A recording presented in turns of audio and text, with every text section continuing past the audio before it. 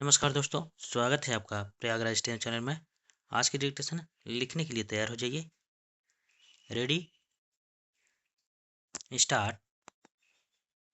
अध्यक्ष जी भक्ति आंदोलन और भक्ति काव्य की चर्चा में जिस बात को बराबर रेखांकित किया जाता रहा है और जो वस्तुतः हमारी चर्चा का केंद्रीय स्वर बनी है, वह यह कि भक्ति काव्य धर्म और भक्ति की केंद्रिता के बावजूद महज पूजा पाठ ध्यान उपासना और उनके माध्यम से इस लोक के दुखों से मोक्ष पाते हुए परलोक में सुख भोगने का संदेश और प्रेरणा देने वाला काव्य नहीं है।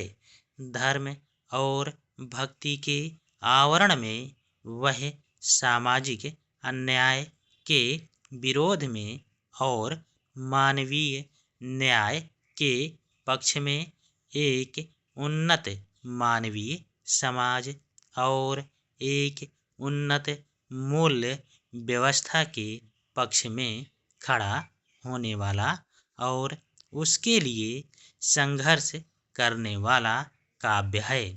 ऐसा नहीं है जैसा कि प्रायः ऊपरी तौर पर समझ लिया जाता है कि सामाजिक अन्याय के विरोध में मानवीय न्याय के पक्ष में निर्गुण संतों के स्वर ज़्यादा मुखर हैं और उनमें अधिक ऊष्मा है, जबकि सगुण भक्ति की कविता में परंपरागत सामाजिक संरचना का प्रायः समर्थन हुआ है और उसमें चली आ रही सामाजिक सोच को भी गाढ़ा किया गया है। वस्तुतः भक्ति और आध्यात्म की जमीन पर निर्गुण और सगुण कविता में आलंबन के निर्गुण और सगुण होने के बावजूद दोनों में लगभग समानता ही है। अंतर दिखाई पड़ता है जब ये भक्त कवि अपने समय और समाज पर दृष्टि डालते हैं, उनका चित्रण करते हैं और उन पर अपनी राय देते हैं। यहाँ जरूर ऐसा लगता है कि सगुण भक्तों की तुलना में निर्गुण संतों की सामाजिक अन्याय या चली आ रही सामाजिक संरचना की अमानवीयता के विरोध में वे ज़्यादा मुखर और चिंताशील हैं। परंतु इस निर्णय पर पहुँचने के पहले हमें निर्गुण संतों और सगुण भक्तों की रचनाशीलता से है।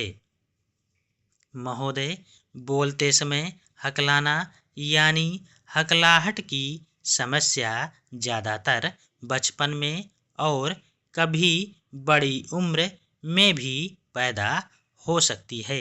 यह न केवल बच्चों बल्कि बड़ों के आत्मविश्वास में भी कमी लाने के अलावा उनके विकास में बाधक बन सकती है।